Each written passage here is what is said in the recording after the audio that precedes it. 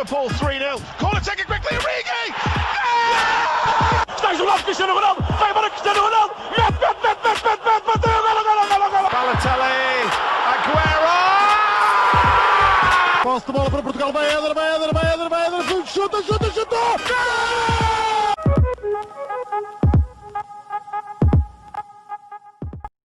Muito bem-vindos a mais um episódio do nosso podcast do Hispanica. Hoje estamos aqui para falar do atual e novo campeão nacional Futebol Clube do Porto. O Porto foi campeão. O Porto foi campeão na antepenúltima jornada contra o Sporting, depois de uma vitória de 2-0 contra o Clube Lisboeta.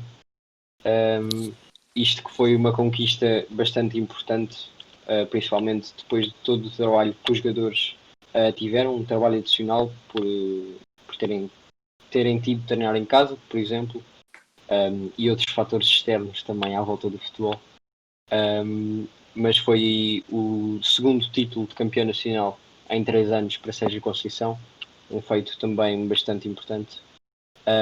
E por isso vamos falar um pouco de como correu toda esta época do Porto. Posso começar pelo Blanco, a falar sobre as contratações de mercado de verão. O Futebol Clube do Porto teve várias aquisições, gastou 63 milhões no mercado de verão. Blanco, quais é que achas que foram as contratações que funcionaram melhor e as que funcionaram pior? É assim, pronto, em primeiro lugar, olá a todos, e infelizmente vou ter que dar os parabéns ao Porto pelo título de campeão nacional, porque foi a equipa que mais o mereceu, mas isso já falamos mais à frente. Para falar um bocadinho das contratações, é também preciso, importante, ter a noção das saídas, porque o Porto teve aqui várias saídas importantes. Por exemplo, o Militão, o Filipe, o Oliver Torres, o Herrera e o Brahimi foram assim as mais importantes. Claro, também dando destaque aqui para Hernani, que pronto, era dos melhores jogadores do Futebol Clube do Porto, como se sabe. Nitidamente. Exatamente. Mas pronto, titulares, contando o Oliver Torres como titular na época passada, saíram 5. O que é algo importante, sendo que 2 deles, o Herrera e o Brahimi, a custo 0. Portanto, o Porto teve de meter as mãos à obra neste mercado. Foram buscar o Nakajima por 12 milhões, que... posso meter o Nakajima e o Zé Luís no mesmo barco, mas como é que eu vou te explicar? Foram as 2 contratações mais caras do Porto. Óbvio que o Zé Luís deu mais jeito que o Nakajima, mas inicialmente afirmou-se como titular, só que depois foi perdendo o lugar aos poucos e teve boas exibições. Eu lembro-me de um hat-trick contra o Setúbal logo na segunda jornada, se não me engano. Terceira, acho eu. Sim, Na terceira. Não, na terceira foi contra o Benfica, acho que foi na segunda. Foi na segunda. Exato. Sim, pronto. Ganhámos Mas o Luís 5-0 teve ao ali Setúbal. um período um pouco tenenoso do Porto. O Nakajima não foi assim tantas vezes utilizado, mas também chegou a ser útil para desequilibrar em alguns jogos. Depois, as contratações que eu acho que foram assim mais fulcrais foram do Uribe, que foi muito importante para colmatar a saída do Herrera. O Marchezinho, que foi importante para substituir o Casillas, que pronto, esta época já não jogou e este título do Porto também vai um bocado para ele. O Luís Dias para substituir o Brahimi e o Marcano para, pronto, óbvio que não podemos comparar um Marcano a um Filipe ou um Militão, mas sendo que ele já sentia a mística do Porto, foi uma boa contratação. Tirando essas assim mais importantes, ainda contrataram o Lume para fazer plantel. E o Saravia... Para tramar o Sporting. Sim, para tramar o Sporting. E o Saravia, que entretanto acho que foi a pior daqui. Sim, depois acabou por ser emprestado no mercado de inverno. Sim, exatamente.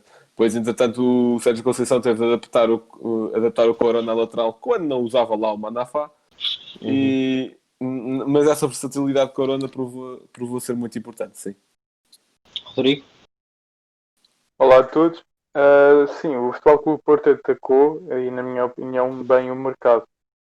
Porque saíram bastantes jogadores importantes, como o Blanco já referiu, e aí foram sobretudo à procura de comatar estas saídas. Tem o Filipe e o Militão, veio o Marcano, como o Blanco disse, obviamente que a níveis muito diferentes de qualidade.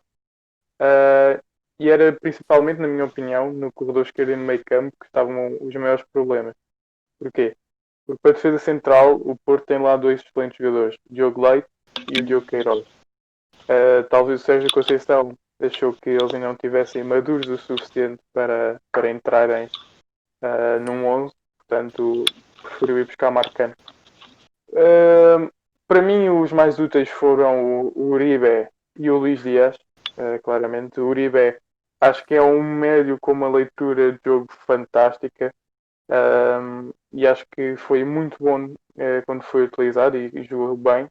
O Luís Dias veio-se a tornar uma agradável surpresa, não para mim, para o Porto, porque foi um jogador que conseguiu sentar o Nakajima. E não é propriamente fácil, porque, na minha opinião, o Nakajima tem muita qualidade.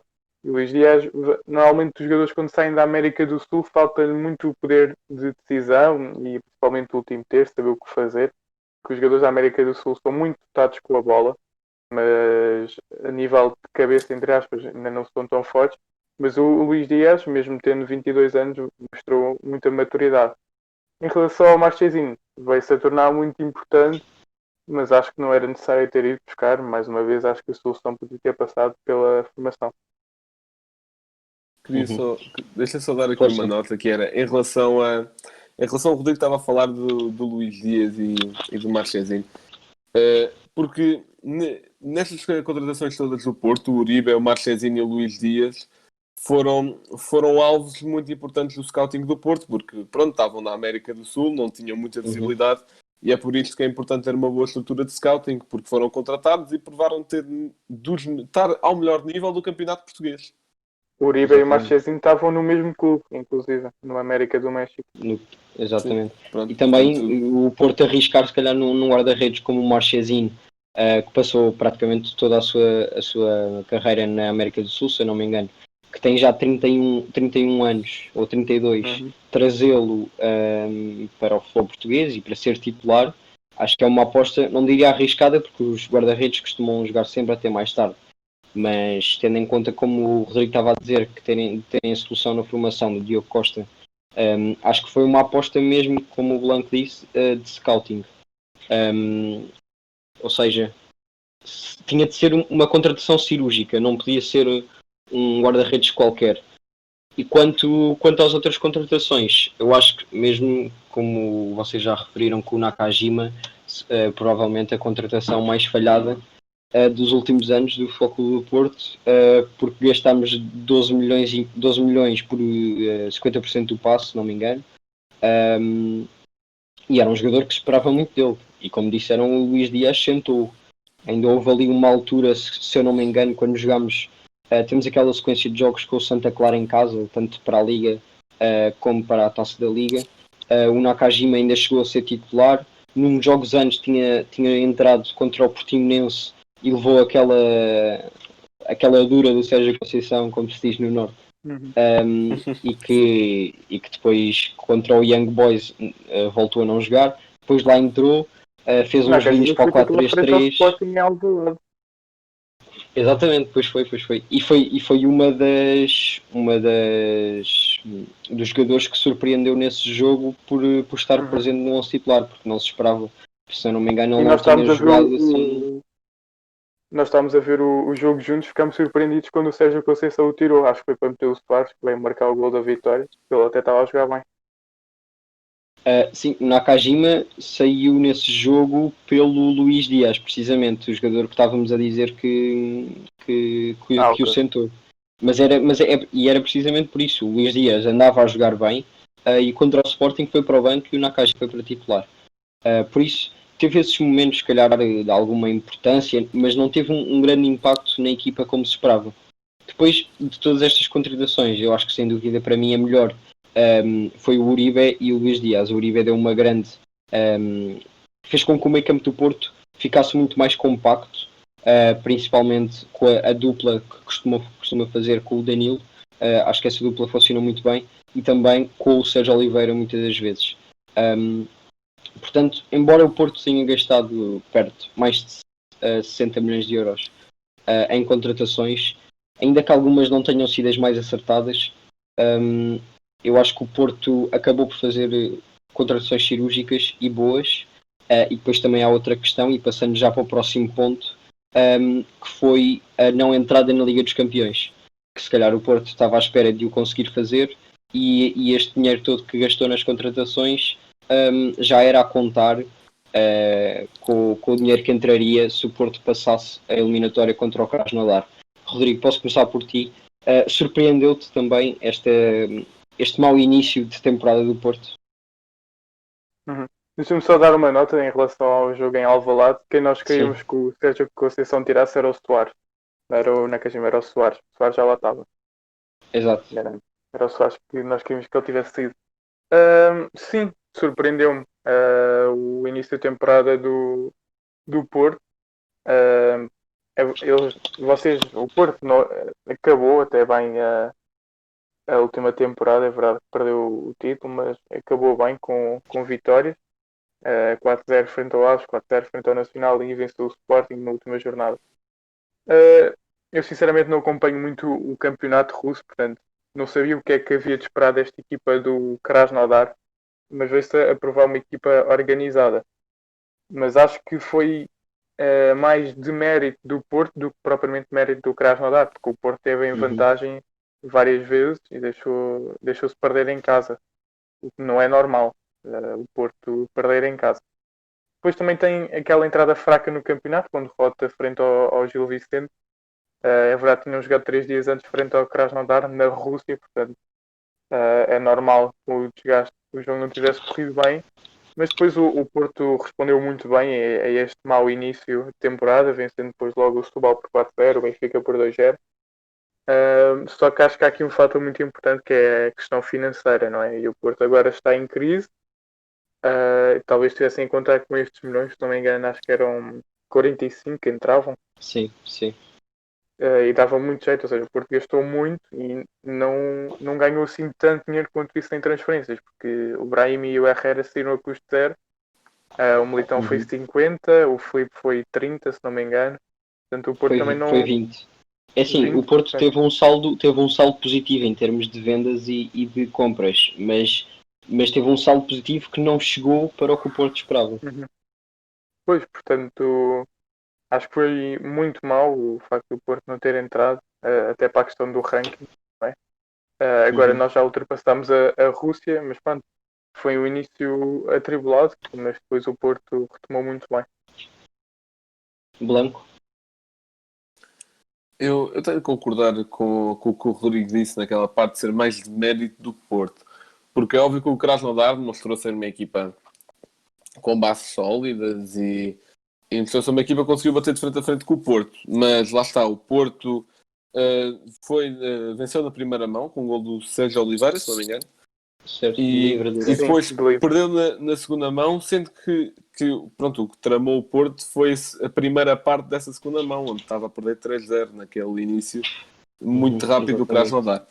Eu até podia vir aqui dizer que foi porque o Porto tinha um plantel com muitos jogadores novos, que ainda se calhar não se conheciam totalmente, que o Krasnodar podia dizer que teve sorte, ou talvez qualquer coisa, mas eu acho que foi mais mérito do Porto, porque depois nós vamos ver o resto da campanha europeia do Krasnodar e no play-off a seguir levou 4-0 na primeira mão do Olympiacos, no grupo da Liga Europa ficou em terceiro, com 9 pontos, ok, mas por exemplo levou 5-0 do Basileia. Um resultado curioso, estava aqui na memória um parecido. Era o que eu ia dizer. Mas lá está, eu acho que aqui foi muito mais mérito do Porto, óbvio que não desrespeitando a equipa do Krasnodar, que também tinha ali um meio campo organizado, especialmente com aquele com o Vilhena, que acho que era do Feyenoord.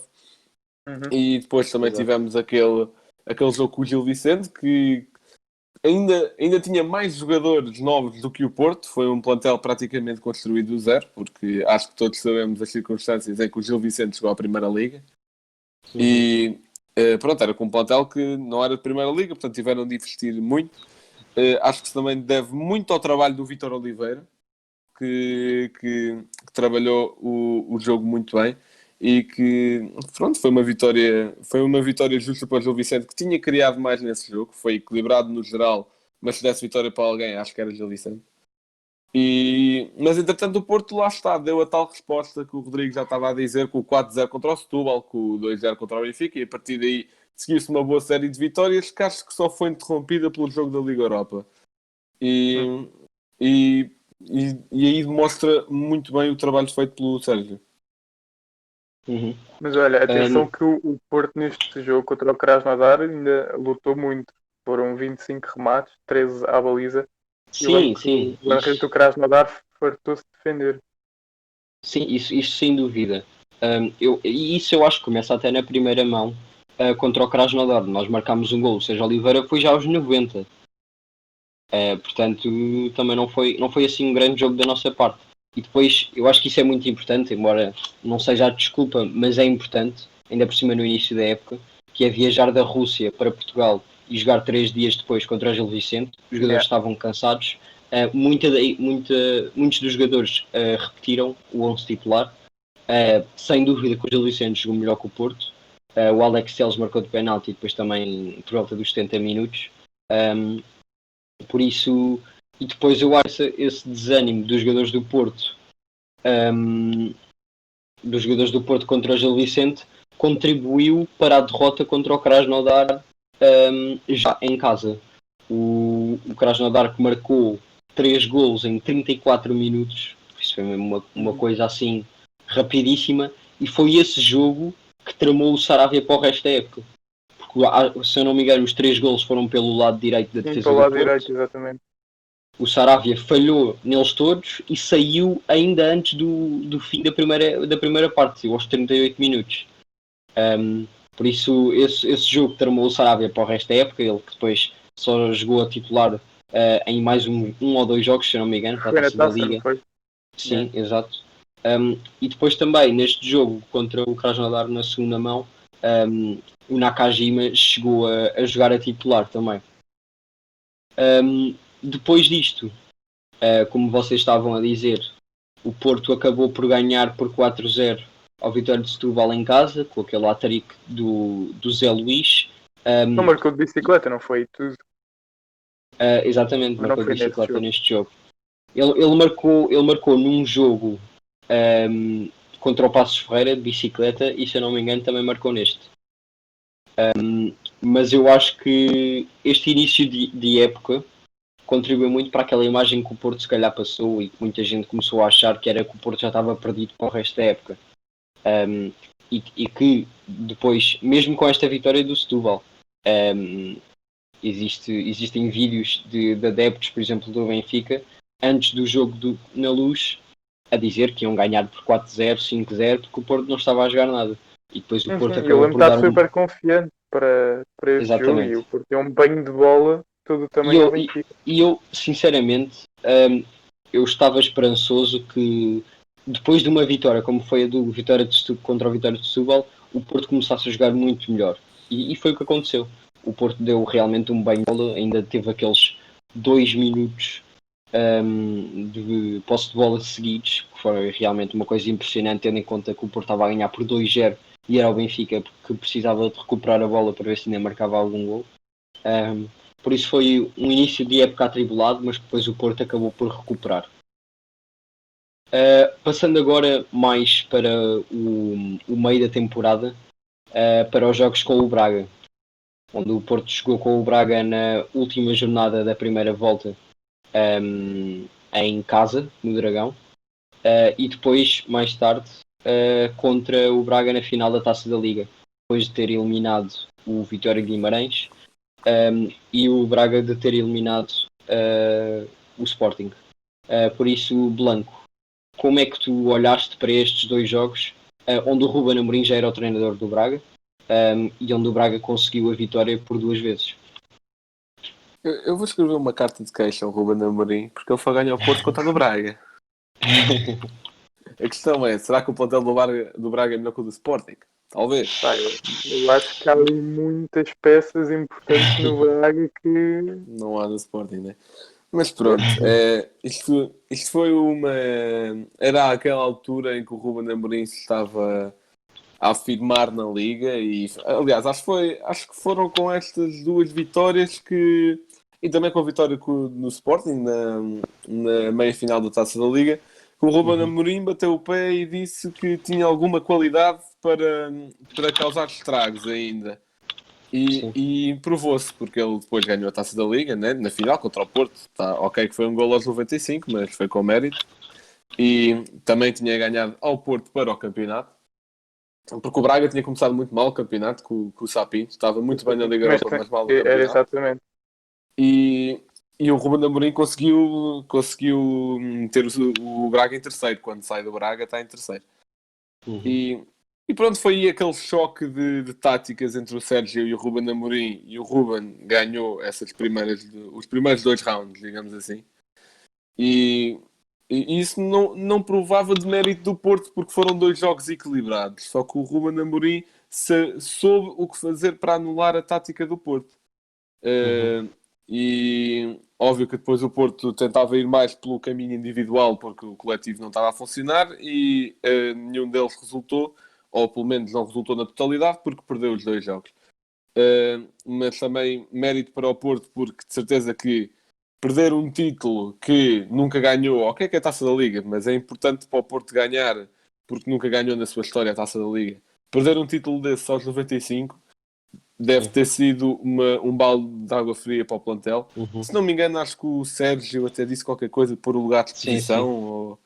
Foi Pois, quando ele muita bateu, gente foi queria a quando ele cabeça bateu do o pé. Sérgio Conceição nessa altura. Uhum.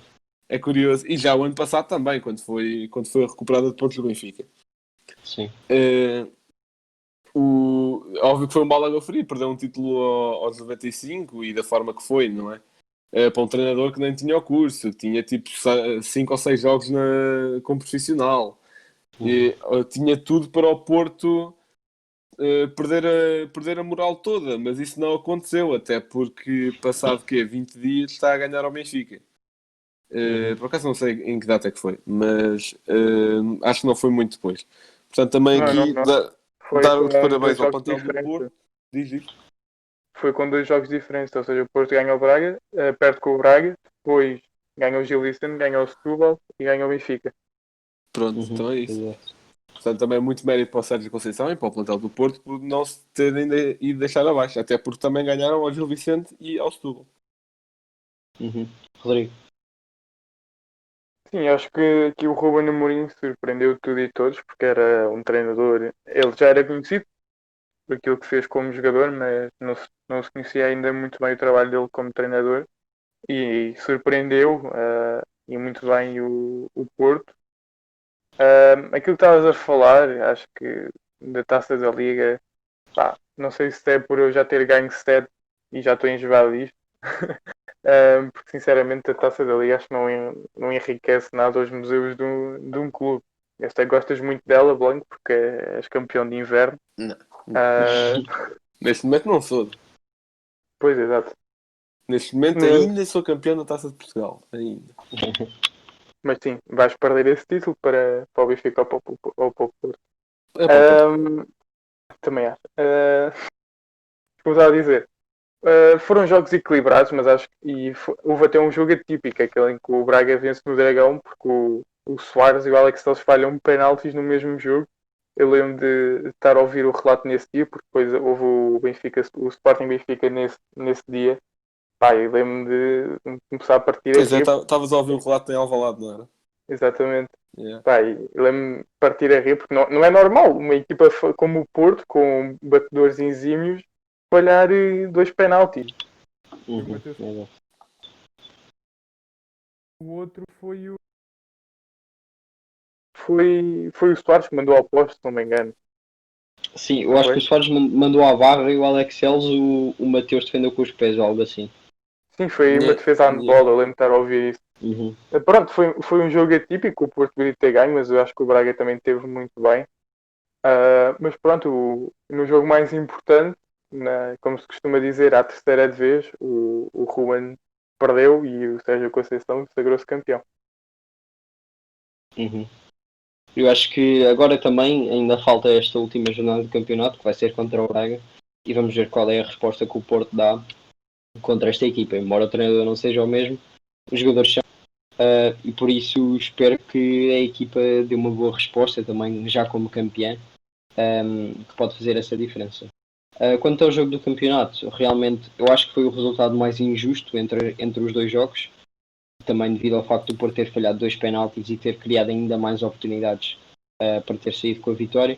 Agora, na final da taça, acho que o Porto não fez o suficiente, ainda que o gol tenha sido aos 95.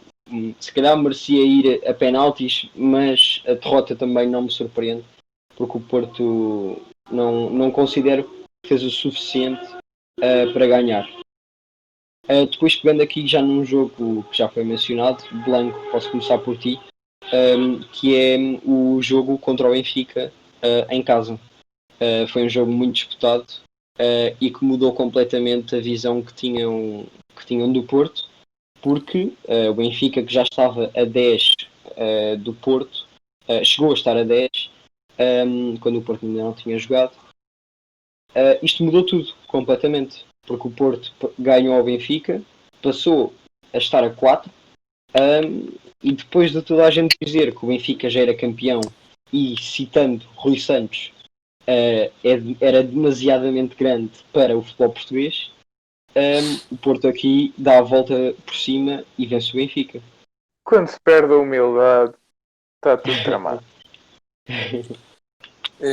É assim, é por acaso curioso o número de vezes que nos últimos anos em Portugal uma equipa perde uma vantagem de 7 pontos. Não Aconteceu é? ao Sporting, ao Porto, ao Benfica. Já aconteceu aos 3? Já aconteceu a quem? Aos 3? Já Exato. aconteceu aos 3.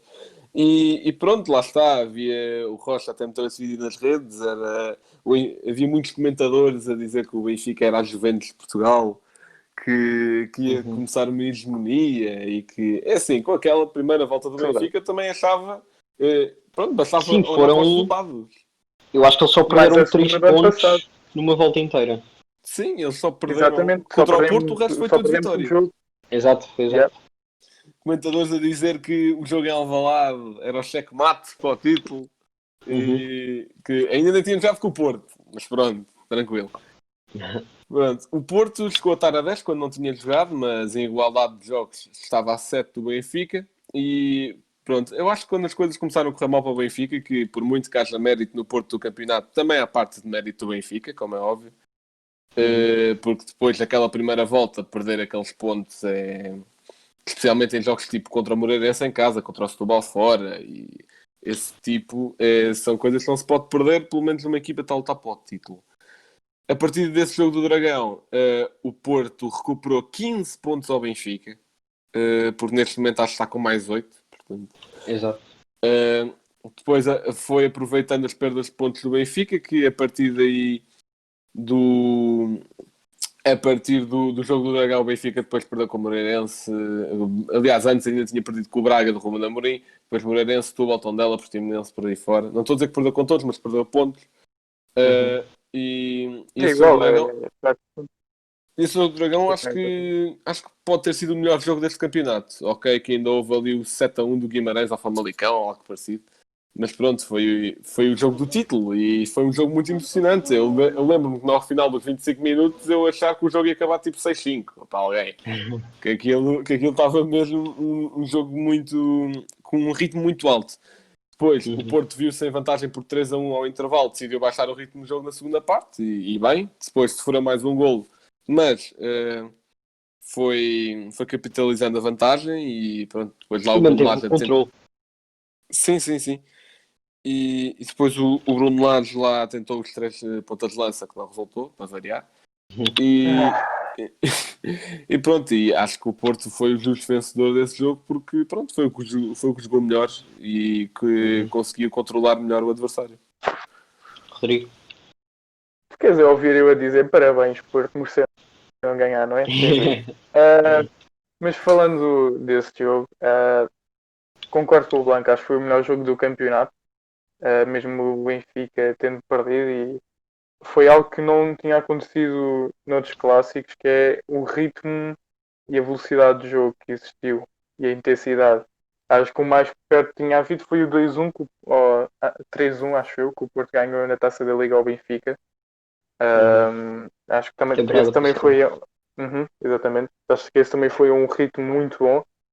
E é a prova que um bom jogo de futebol não precisa ter tudo na retranca para ser bom. O Porto adiantou-se logo aos 10 minutos com o Sérgio Oliveira, depois o Vinícius marca, o Alex Telles marca, depois há aquele lance muito estúpido do Ruben Dias e o Vlaco Dimos, em que atribuíram o autogol ao Ruben Dias, mas eu não concordo, acho que até é o Vlaco Dimos que Sim, o mete a bola Vlaco lá Dimos dentro. acabou por tocar. Uhum. Depois porque a bola ia para fora. Depois o Vinícius reduz, mas acho que o Benfica geriu muito mal a equipa depois, né? Porque foi tirar André Almeida para meter Diego Souza e agora já não lembro quais é que foram as substituições, mas foram as 3 pontas de lance e Sim, já entrou o falámos disso. Seferovic, o Diego Souza e o Samaris entrou pelo Weigl. Uhum. Epá, não compreendo isso, mas não estamos aqui para falar do Benfica. Acho que foi justa a vitória do Porto nos 2 jogos. Mas espero que os próximos jogos em clássicos possam continuar a ser a este ritmo, mas com vitórias para o Benfica. Uhum. Eu acho que aqui o que há mais importante a destacar neste jogo é mesmo o facto do Porto entrar para ele com 7 pontos de desvantagem. E eu acho que foi isso que fez com que o ritmo do jogo fosse muito elevado. Porque o Porto não Tipo tinha nada a tudo ou perder. nada. Exato, o Porto é verdade que podia ficar a 10 pontos e depois ficava mais difícil, mas também, mesmo se empatasse, não compensava. O Porto tinha de ganhar este jogo para continuar na luta pelo campeonato. E foi isso que fez desde o início do jogo. O Porto não tirou o pé do acelerador, pelo menos até ao intervalo. Por isso, mesmo antes do lance do Sérgio Oliveira, já tinham tido um lance, se eu não me engano, do Luís Dias, que podia ter dado o gol. Acabou por ser o Sérgio Oliveira. Depois também há uma coisa, não é o futebol, mas é do futebol, que é o facto do Tarab ter saído aos 66 minutos porque o Bruno Lage estava mesmo a ver que ele ia ser expulso, o que já devia ter acontecido ainda na primeira parte, quando fez aquela mão à entrada da área, que o Arthur Soares Dias já estava a sacar do amarelo, mas depois voltou a pô-lo no bolso, e podia ter mudado o jogo verdade. completamente. Mas o Porto manteve sempre o controle, embora o Vinícius tenha marcado o único gol da segunda parte. O Porto manteve o controle. Teve aquele lance do Luís Dias aos 90, que eu não sei como é que aquele rapaz falhou aquele gol. Que estava sozinho, foi uma falha do Ferro, deixou o Luís Dias sozinho em frente ao Vlaco Dimos e o Luís Dias quis inventar e falhou. Mas acho que este jogo mudou muito.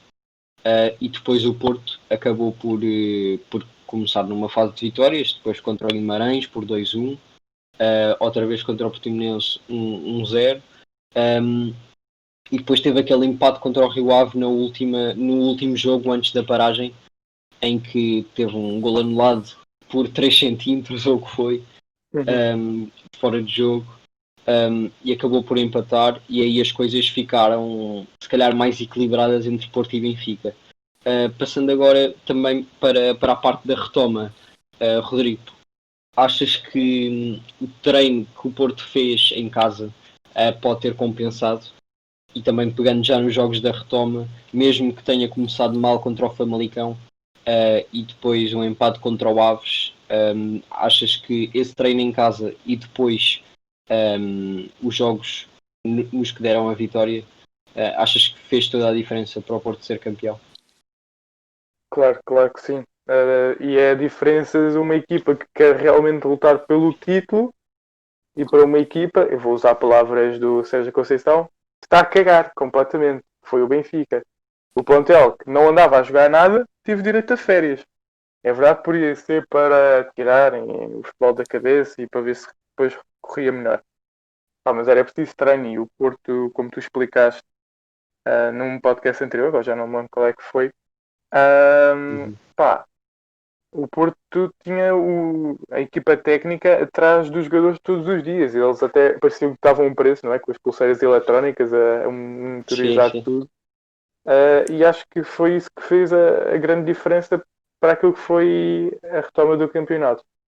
Em relação aos jogos, acho que o Porto venceu grande parte deles, mas sinceramente a mim não me convenceu. Talvez na segunda parte no Boa Vista, aí sim, fizeram um bom jogo. Mas acho que é aquilo que eu gosto de chamar a sorte de campeão. Ou seja, a semelhança daquilo que aconteceu ao Benfica o ano passado, em jogos que não estava a jogar nada, mas conseguia ganhá-los, foi isso que aconteceu ao Porto. O Porto não estava a jogar bem, não estava a jogar um futebol atraente, mas vencia os jogos. E talvez pela a garra e o querer de ser campeão, algo que, na minha opinião, o Benfica não mostrou desde a retoma. Blanco. Sim, óbvio que acho que teve um grande peso no pós-retoma o facto do Porto não ter nem tido férias e estar sempre a ser acompanhado, os jogadores do Porto, de perto por causa dos seus treinos, etc. E é óbvio que acho que teve uma diferença. O Porto também só teve um jogador que não foi para a retoma logo por uma circunstâncias específicas, foi o Nakajima, mas que também não era titular, portanto não foi dos maiores problemas para o Sérgio. Pode tirar uma opção, mas haveria situações piores, de certeza. E acho que isso foi uma coisa muito decisiva para o Porto, porque ok, depois perdeu com o Famalicão, mas o Famalicão também não foi uma surpresa, porque o Famalicão também estava a fazer um ótimo campeonato. Não foi como se tivesse perdido com o Aves, que agora está a descer. Ok, que empatou. Mas mas isto é um jogo diferente, porque aí o Aves não jogou de peito a peito com o Porto. O Aves limitou-se a defender. Fez o seu jogo, mas é algo diferente. E defendeu bem. Sim, claro. E depois, desde a retoma, o Porto foi constante, lá está, teve vitórias importantes, até vitórias muito avultadas, como, por exemplo, contra o Belenenses e contra o Boa Vista. E já agora, nota para a Liga, excelente meter o derby do Porto na noite de São João, a sério, acertaram mesmo. Pronto, foi o futebol mais constante. Depois, entretanto, também haviam o rival a ir perdendo cada vez mais pontos, eles também não se importaram nada com isso, não é? E acho que mesmo que o Benfica não perdesse tantos pontos assim, empatasse só uma ou duas vezes, acho que o Porto ia acabar por ser campeão na mesma, porque era a equipa mais constante e acho que ia dar. Uma nota por algo que aconteceu agora na retoma foi a aposta cada vez maior nos miúdos por parte do Sérgio, que já havia alguma antes, mas acho que se intensificou bastante com a retoma. Vimos jogadores como o Fábio Vieira titular num clássico, vimos o João Mário a estrear-se no clássico, o Vitinha a ter algumas mais oportunidades, se bem que deu mais ao Fábio Vieira. E entretanto, também gostaria de fazer uma pergunta, que é: o que é que aconteceu ao Baró? Pois, Ele teve lesionado também- muito tempo, não foi? ele teve lesionado muito tempo, ele começou a época muito bem e fez um grande jogo contra o Benfica na Luz. Pois fez. Depois teve lesionado muito tempo, ele entrou novamente depois daquele. Ele lesionou-se naquele lance com o Fábio Cardoso contra o Santa Clara, na sequência de jogos que tivemos em casa contra eles. Ele lesionou-se e depois eu acho que ele voltou a entrar, mas não pegou. Depois o Vitinha também apareceu, começou a jogar bem, e o Sérgio começou a apostar mais nele. Agora no fim do campeonato eu tenho a sensação que ele ainda vai jogar. Ainda vai jogar Ele é uma ou máquina. contra o Moreirense ou contra o Braga. O quê? O Baró é uma máquina. Sim, eu É adoro o dos Baró. melhores jogadores que ali está. Mas também, é assim, custa-me tirar o Fábio Vieira ou o Vitinha para pôr o Baró, embora ele seja muito bom, nem sei quem escolher. Mas isso acho que foi um ponto fulcral, e que ainda deu mais sabor ao campeonato, que foi esses jogadores entrarem todos e estrearem-se. E a média de idade no final do clássico também foi baixíssima. Sim, pois foi também com os jovens do Sporting, isso diminuiu completamente. Depois há mais um jogador que eu queria destacar, ou melhor, mais dois, que é o Tomás Esteves, que foi titular num destes jogos, que se eu não me engano foi contra o Boa Vista, e depois o Fábio Silva, que não tem tido muitos minutos, embora eu acho que também nestes últimos jogos o Sérgio Conceição possa apostar mais nele para descansar alguns pontas de lança para a final da taça. Bem, e agora mais ou menos de final de podcast, pedia, começando pelo Blanco, para fazerem uma apreciação geral da época do Porto. É assim, eu acho que por muito que o Porto tenha começado mal, se virmos a época em revista do Porto, vemos aqui coisas positivas, que foi título da Liga Nós, 32 avos da Liga Europa, pronto, contra o Bayer Leverkusen, que entretanto foi das melhores equipas e das mais competitivas do campeonato alemão. E depois final da Taça da Liga, que perdeu, mas está na final da Taça de Portugal. Portanto, lutou diretamente por todas as competições internas, e nas externas só perdeu contra uma equipa bastante competitiva.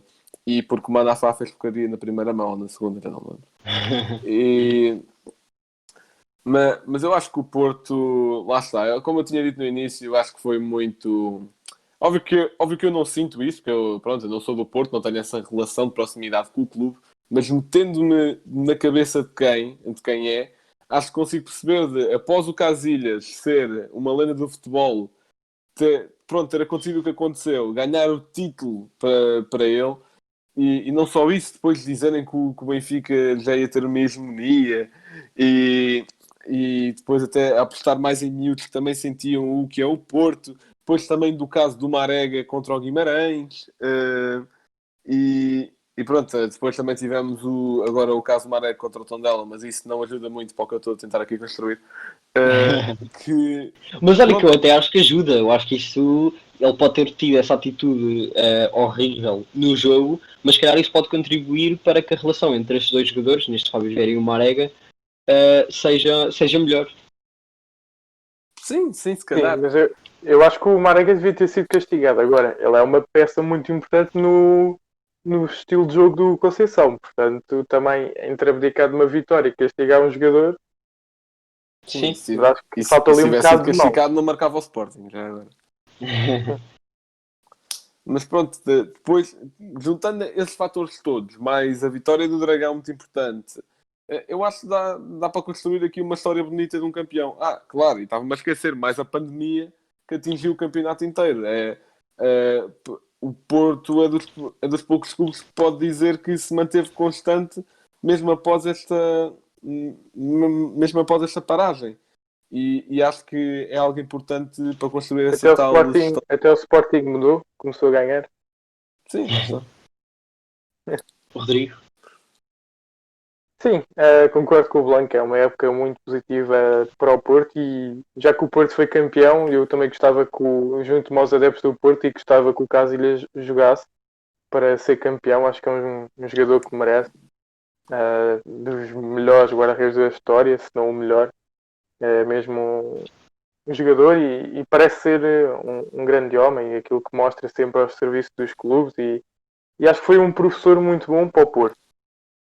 Portanto, também gostava que o Casilhas pudesse sagrar campeão nacional. Depois, há um mau início de época, um início de época bastante tremido, mas depois o Porto endireitou-se no campeonato.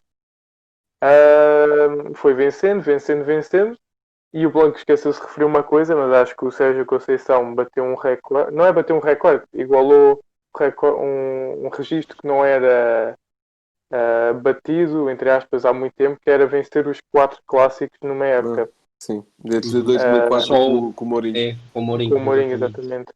Portanto, a igualar esse registro do Mourinho, o Sérgio Conceição, que é muito bom para aquilo que foi o Porto. E acho que na próxima época, se o Porto estiver a pensar contratar, acho que deveria pensar 2 vezes. Para além de estarem em crise, tem ali jogadores muito bons na formação. Mas acho que é uma época que pode acabar ainda melhor para o Porto, com a conquista da taça, o que acho que não é muito descabido, pelo contrário, acho que o Porto tem mais probabilidades de ganhar que o Benfica. Eu só queria dar aqui uma nota, que é: os adeptos do Porto foram muito cumpridores até o momento em que foram campeões. É verdade que o Porto sagrou-se campeão e é um momento de festa, só que acho que os adeptos não tiveram consciência do que se está a passar. E o Porto tinha sido uma cidade muito elogiada até ao momento, porque era a segunda maior cidade de Portugal e não tinha praticamente casos. Mas agora poderão surgir eventualmente. É verdade que houve muitos adeptos de máscara, mas também houve muita gente que não cumpriu, como há em todo o lado. Portanto, uma nota muito positiva, que foi no dia de São João, não houve adeptos praticamente, mas esta nota negativa, que acho que tem de ser sempre assinalada. Eu acho também que, para fechar em beleza, o Porto só tem de ganhar esta final da taça, que eu considero que seja favorito, mas como é uma final, não se pode prever nada, porque decide-se tudo num jogo. Vai ser em situações normais também, não vai ser a festa da taça como é que num estádio também diferente, vai ser em Coimbra, sob muito calor, embora seja num quarto para as 9, Vai ser mesmo no primeiro dia de agosto, por isso é provável que seja muito Então, e o calor. próprio Porto Sport também ainda está muito calor para as horas Sim, que era. exato. E eram 28 9 e graus. meia. Pois. Sim, exatamente. Por isso vai ser um jogo em condições diferentes, mas esperemos que seja um grande jogo de futebol. Rodrigo, para fechar. Eu gosto dessa tua mini rúbrica antes da minha mini rúbrica que dá origem à rúbrica do hoje. Então, estamos a chegar ao final de mais um podcast e, como sempre, blog, o teu facto. Então, para dar os devidos créditos, este facto foi fornecido aqui pelo Rocha. Não sei se também pela app do Porto, mas não sei. Então é o seguinte: Sérgio Conceição foi o terceiro jogador a ganhar 2 campeonatos, tanto como jogador como treinador. Óbvio que 2 campeonatos da Liga NOS. O primeiro foi Pedroto, que foi bicampeão nos anos 50 como jogador e bicampeão nos anos 60 como treinador. Agora a explicação mais completa vou passar para o Rocha. Então foi o seguinte: foi o terceiro, porque o primeiro foi Pedroto, como o Blanco disse, foi bicampeão nos anos 50 e bicampeão nos anos 60 como treinador. O segundo foi António Oliveira, que foi bicampeão nos anos 60 com o Pedroto como treinador. António Oliveira depois foi bicampeão como treinador nos anos 90 e, curiosamente, quem era um dos seus jogadores, Sérgio Conceição. Foi bicampeão, portanto, como do jogador. Então há aqui um ciclo. Exatamente. Então, cuidado olha, o de Fábio alguém Vieira deste plantel do daquele Porto. Exato. Cuidado de alguém aqui Fábio do plantel do Porto. Ainda há uns episódios que tínhamos dito que se calhar se houvesse algum treinador do plantel do Porto seria o Danilo. Portanto, Vamos ver se o Danilo daqui a uns anos é bicampeão pelo Porto. Vamos ver. Bem, o Porto não chegamos ao final. O Conceição não foi bicampeão. Campeão 2 vezes. Sim, neste caso Sérgio Conceição foi campeão 2 vezes, mas nos outros todos eu disse bicampeão e houve alguns dos casos que foi 2 vezes seguidas, mas outros também foi 2 vezes campeão separadamente. Mas sim, foi aqui um ciclo em que o Pedroto foi campeão, depois treinou o António Oliveira foi campeão, depois treinou o Sérgio Conceição e o Sérgio Conceição foi campeão. Portanto, foi aqui um ciclo curioso que também destaca a capacidade dos jogadores do Porto de serem treinadores, alguns deles, e vamos ver como é que isso também corre no futuro. Bem, chegamos ao fim do nosso podcast, esperemos que tenham gostado e até à próxima. Liverpool 3-0. Corner taken quickly, Origi! Está jogado Cristiano Ronaldo, vai embora Cristiano Ronaldo, mete, golo. Balotelli, Aguero! Posse de bola para Portugal, vai Éder, chuta! Gol!